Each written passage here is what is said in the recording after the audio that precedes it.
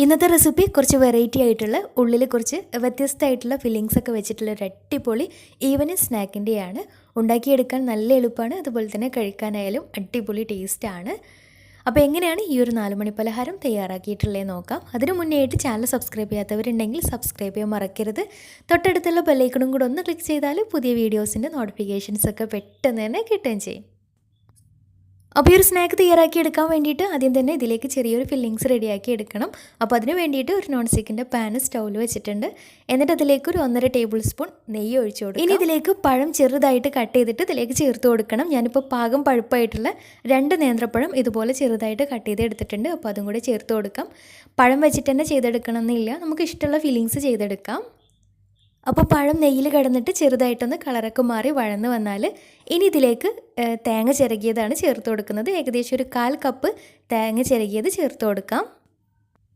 തേങ്ങ കൂടുതലുണ്ടെങ്കിൽ കൂടുതൽ ടേസ്റ്റി ആയിരിക്കും. നമുക്ക് ഇഷ്ടമുള്ള അളവിൽ തേങ്ങ ചേർത്ത് കൊടുക്കുകയും ചെയ്യാം. ഇനി ഇതിലേക്ക് നല്ലൊരു ഫ്ലേവറിന് വേണ്ടിയിട്ട് 1/2 ടീസ്പൂൺ ഏലക്കാപ്പൊടി കൂടി ചേർത്ത് കൊടുക്കാം.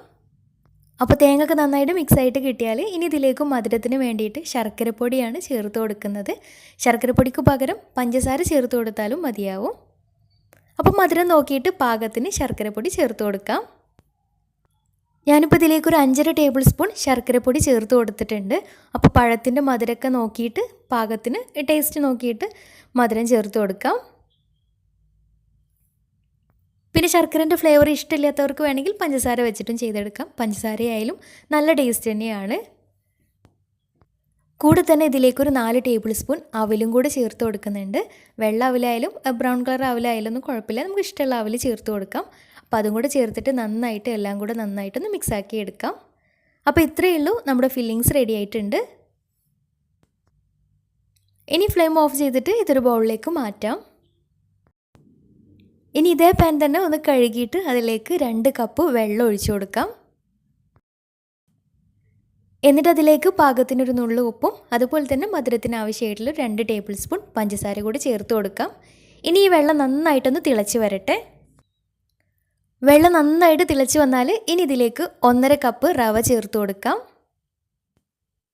ഞാനിപ്പോൾ വറുക്കാത്ത റവയാണ് ചേർത്ത് കൊടുത്തിട്ടുള്ളത്. വറുത്ത റവയായാലും വറുക്കാത്ത റവയായാലും ഒന്നും കുഴപ്പമില്ല. ഇനി ലോ ഫ്ലെയിമിലിട്ടിട്ട് കൈയെടുക്കാതെ തന്നെ നന്നായിട്ട് ഇളക്കി നന്നായിട്ട് മിക്സ് ആക്കിയിട്ട് വേവിച്ചെടുക്കാം. അപ്പോൾ വെള്ളമൊക്കെ വറ്റി നന്നായിട്ടൊന്ന് കുറുകി വെന്ത് വരട്ടെ. ലോ ഫ്ലെയിമിലിട്ടിട്ട് വേണം ചെയ്തെടുക്കാൻ വേണ്ടിയിട്ട്. അപ്പോൾ വെള്ളമൊക്കെ വറ്റി ഇതുപോലെ പാനിൽ നിന്ന് വിട്ട് വരുന്ന ഈ ഒരു പരുവാകുമ്പോൾ ഫ്ലെയിം ഓഫ് ചെയ്യാം.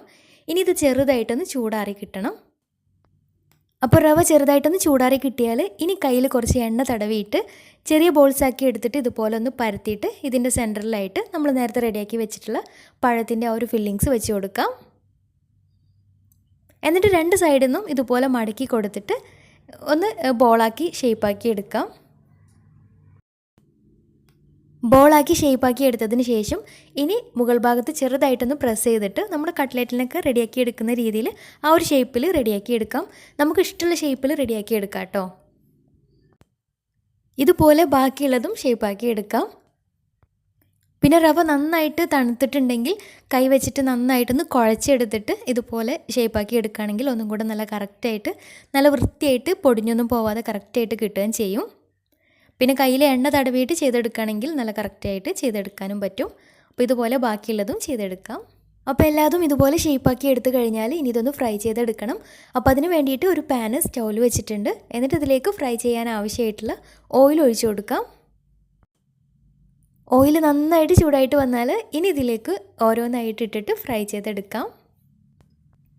നമുക്കിത് ഫ്രൈ ചെയ്യാതെയും കഴിക്കാം കേട്ടോ, കാരണം അതൊക്കെ വെന്തിട്ടുള്ള സംഭവങ്ങളാണ്. പക്ഷേ ഫ്രൈ ചെയ്തെടുക്കുമ്പോൾ ഒന്നും കൂടെ ടേസ്റ്റാണ്. ഇനി വേണമെന്നുണ്ടെങ്കിൽ ഷാലോ ഫ്രൈ വേണമെങ്കിലും ചെയ്തെടുക്കാം.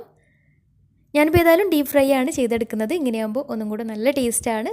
ഇങ്ങനെ ഒറ്റക്കും വേണമെങ്കിൽ കഴിക്കാം. അതുപോലെ തന്നെ നമുക്ക് ഇഷ്ടമുള്ള ഫില്ലിങ്സ് ഉള്ളിൽ നിറച്ച് കൊടുക്കുകയും ചെയ്യാം. അപ്പോൾ ഒരു ഭാഗം ആയിക്കഴിഞ്ഞാൽ മറിച്ചിട്ട് കൊടുക്കാം. തിരിച്ചും മറിച്ചൊക്കെ ഇട്ടിട്ട് എല്ലാ ഭാഗവും കളറൊക്കെ ഒന്ന് ചെറുതായിട്ട് കളർ മാറി ചെറിയൊരു ലൈറ്റ് കളറായിട്ട് വന്നാൽ എണ്ണയിൽ നിന്ന് മാറ്റാം. ഒരുപാട് മൊരിഞ്ഞു പോകണമെന്നൊന്നുമില്ല. നല്ല ടേസ്റ്റി ആയിട്ടുള്ള സ്നാക്കാണ്. ഉള്ളിലെ ആ ഒരു ഫില്ലിങ്സും അതുപോലെ തന്നെ പുറം ഭാഗത്തുള്ള ആ ഒരു റവയുടെ ആ ഒരു കൂട്ടും നല്ല ഫ്രൈ ചെയ്തെടുത്തതും കൂടി ആകുമ്പോൾ ഒരു പ്രത്യേക ടേസ്റ്റാണ് കഴിക്കാനായിട്ട്. തീർച്ചയായിട്ടും ട്രൈ ചെയ്ത് നോക്കുക, അടിപൊളി ടേസ്റ്റാണ്. അപ്പോൾ ട്രൈ ചെയ്തിട്ട് നിങ്ങളുടെ ഫീഡ്ബാക്ക്സ് താഴെ കമൻറ്റ് ബോക്സിൽ അറിയിക്കാൻ മറക്കരുത്. അപ്പോൾ ഇന്നത്തെ വീഡിയോ ഇഷ്ടമായെന്ന് വിചാരിക്കുന്നു. ഇഷ്ടമെങ്കിൽ ലൈക്ക് ചെയ്യുക, ഫ്രണ്ട്സ് റിലേറ്റീവ്സിനൊക്കെ ഒന്ന് ഷെയർ ചെയ്ത് കൊടുക്കാനും മറക്കരുത്. അപ്പോൾ നല്ല അടിപൊളി വീഡിയോയുമായി വീണ്ടും വരാം. അതുവരെ take care, bye, thank U.